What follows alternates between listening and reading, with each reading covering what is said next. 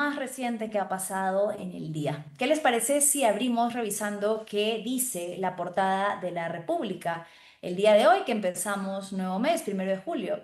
Jurado Electoral Especial rechaza la candidatura de López Aliaga. Así es, parece, vamos a abrir con esa noticia, que la jugada que quería hacer el ex alcalde, ex candidato presidencial Rafael López Aliaga, de postular como primer regidor bajo la lista de Luis Rubio, no le va a ligar. Todo parece indicar que la decisión final, aparentemente, como habíamos dicho, iba a estar en manos de los jurados electorales especiales, ha sido de declinar esta candidatura como primer regidor. El Jurado Electoral Especial de Lima Centro ha presentado como principal argumento que Rafael López Aliaga ya fue presentado, ya adquirió la condición de senador electo a través de una ceremonia oficial realizada por el Jurado Nacional de Elecciones. Vamos a hacer un recordaris breve de este caso que vamos a poder desglosar más adelante a lo largo del programa, pero para que usted tenga frescos los hechos. Recordar entonces que luego de que Rafael López Aliaga no resultó elegido para la segunda vuelta en su candidatura presidencial junto a Renovación Popular, presentó una serie de alegaciones de fraude. Junto con estas, él entabló una serie de procesos con respecto a las instituciones electorales, llámese OMPE, llámese Jurado Nacional de Elecciones. Esto, aparte, pues, de la cantidad de exabruptos y de insultos y violencia verbal que tuvo en todo este periodo contra las autoridades electorales. Por eso es que supuestamente ha decidido no acatar, ¿no?, este puesto, este curul, no recibir este curul que le ha sido otorgado por votación mayoritaria como senador. Puede que sea una excusa. Es sabido que Rafael López Aliaga no es una persona de consensos y que no le interesa formar parte del Senado y que, según han determinado diversos analistas, pues probablemente él quería, no probablemente, aparentemente generó una estrategia para regresar a la alcaldía, tratando de sacarle la vuelta a la ley que establece en la Constitución que está prohibida la reelección inmediata de alcaldes. Entonces encontró a través de Luis Rubio, quien era pues una aparente fachada de candidatura como alcalde, la posibilidad de postular para ocupar el cargo que ocupa ahora Renzo Reyardo. Renzo Reyardo heredó de Rafael López Aliaga el cargo por estar inscrito en su lista como primer regidor. No existe formalmente la figura de teniente alcalde.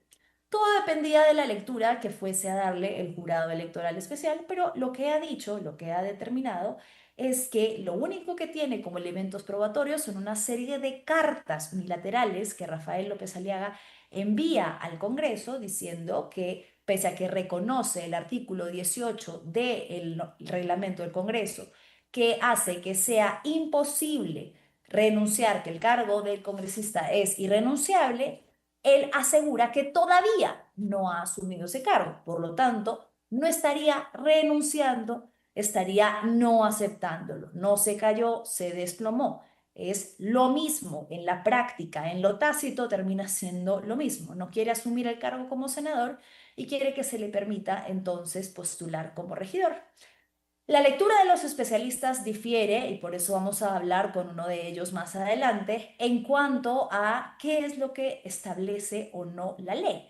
Aparentemente hay un vacío y todo está dependiendo de la lectura que le da A o le da B a si es que realmente Rafael López Aliaga ya es considerado un senador o si, como no, como decidió declinar el cargo anticipadamente, entonces todavía no puede ser considerado como tal.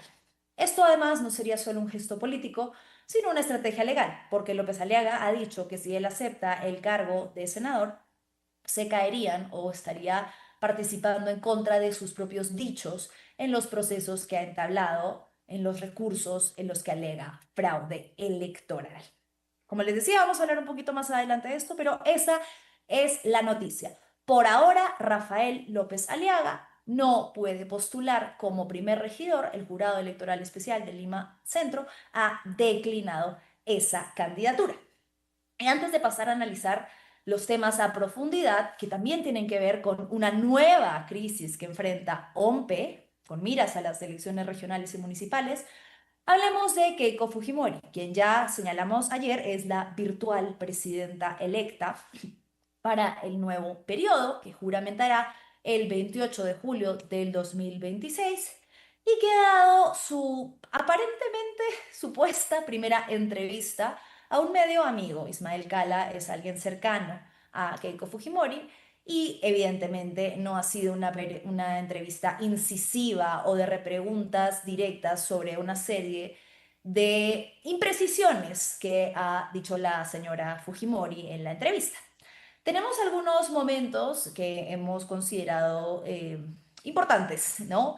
Esta frase que el mismo Ismael Cala señalaba como titular, Keiko Fujimori habla sobre su estado civil y dice que se quiere casar con el Perú. Vamos a escucharla.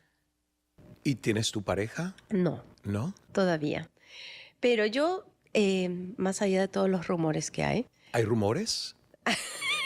No sabía. Oye, ¿no me informaron bien? hay todo tipo de rumores, Ok. Ismael. O sea, Pero entonces, ¿te están colgando ciertos personajes, sí. relaciones? Pero para mí en estos momentos, yo he decidido casarme con el Perú. ¡Wow! Sí. Eso es un gran titular. Sí.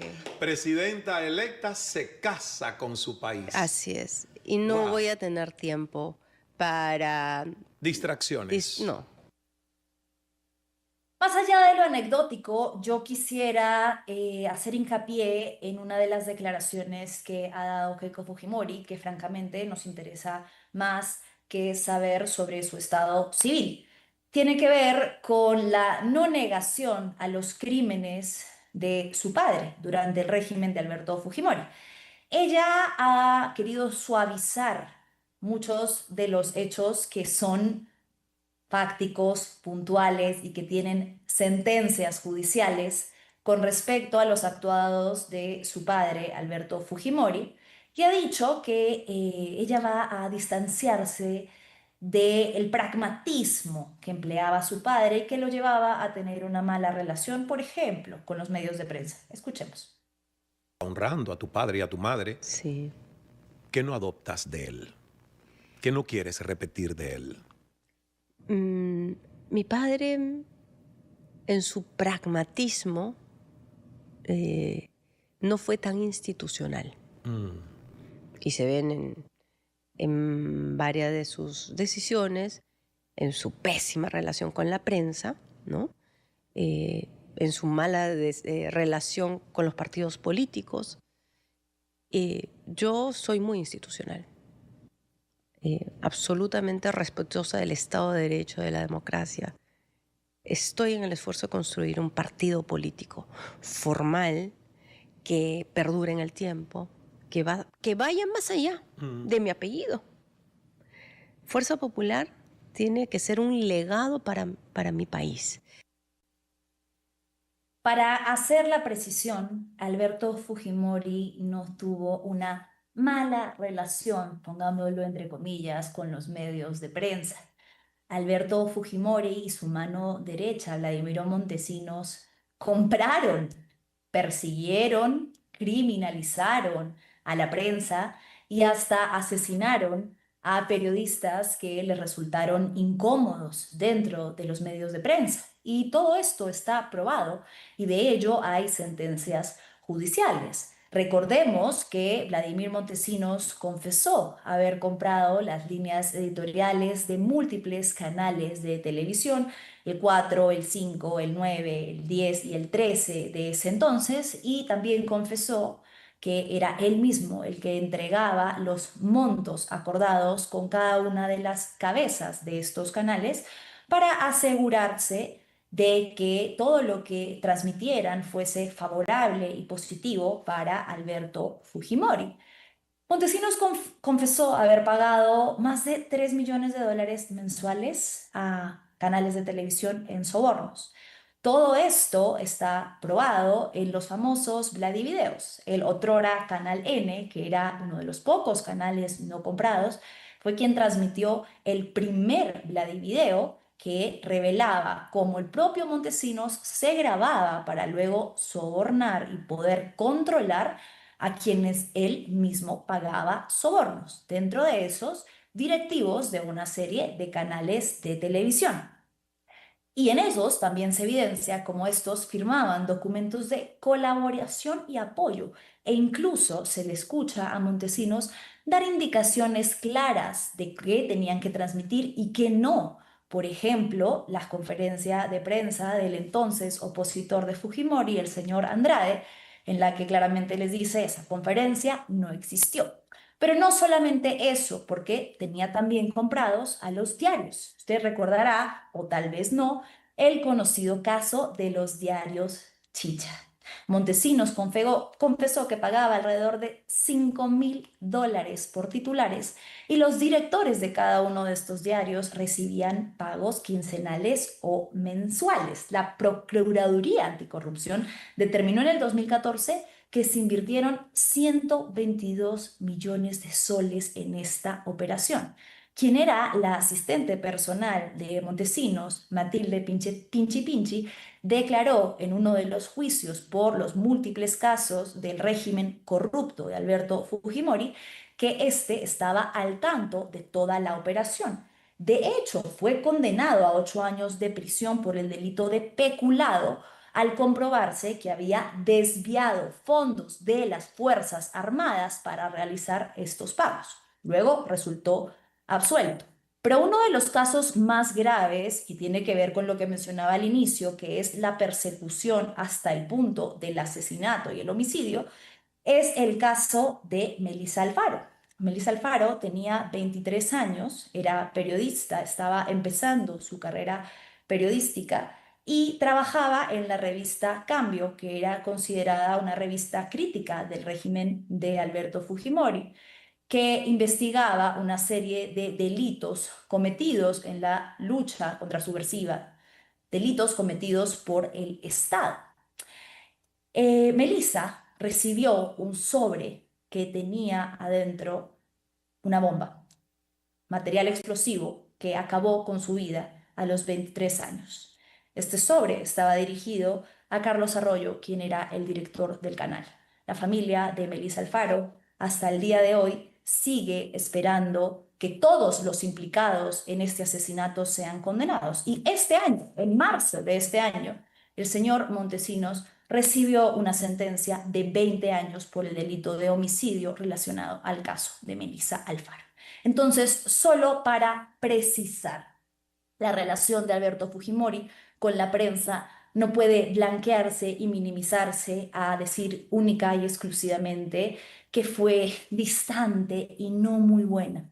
Hay evidencia de sobra de la poca institucionalidad, ya que ella utiliza esta palabra, y del poco respeto a la crítica y a la oposición que demostró Alberto Fujimori de la mano y gracias a Vladimiro Montesinos que llevaron a cabo esta serie de acciones.